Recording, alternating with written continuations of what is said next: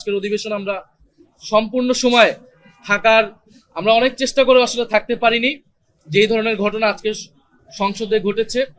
আপনারা জানেন যে সংবিধান সংস্কার পরিষদ থেকে শুরু করে অন্তর্বর্তী সরকারের অনেক জাতীয় গুরুত্বপূর্ণ অধ্যাদেশগুলোকে বিলে পরিণত করে অনেকগুলো বিষয়ে বিএনপির সরকার ওয়াদা ভঙ্গ করেছে। এবং আজকে জুলাই গণঅভ্যুত্থান স্মৃতি জাদুঘর যে বিল উত্থাপিত হয়েছিল আইনে পরিণত হওয়ার জন্য, সেই বিলের পাশ করার ক্ষেত্রে ওয়াদা ভঙ্গ হয়েছে।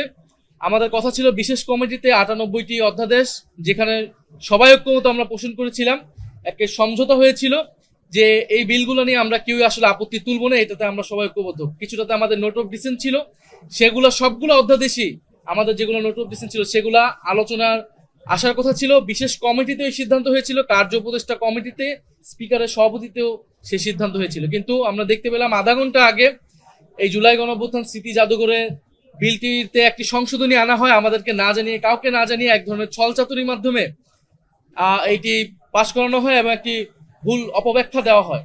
এবং অনেকগুলো গুরুত্বপূর্ণ অধ্যাদেশ সেগুলাও ল্যাপস হয়ে যাচ্ছে এবং সেগুলো আলোচনারও কোনো সুযোগ রাখা হয়নি। কথা ছিল আজকে 12টা পর্যন্ত হলেও সে আলোচনার সুযোগ থাকবে। ফলে একটি ওয়াদা ভঙ্গের সংসদে পরিণত হয়েছে আমাদের এই সংসদ। ফলে সেই প্রতিবাদে মাননীয় বিরোধী দলের নেতার নেতৃত্বে আমরা আজকে ওয়াকআউট করেছি।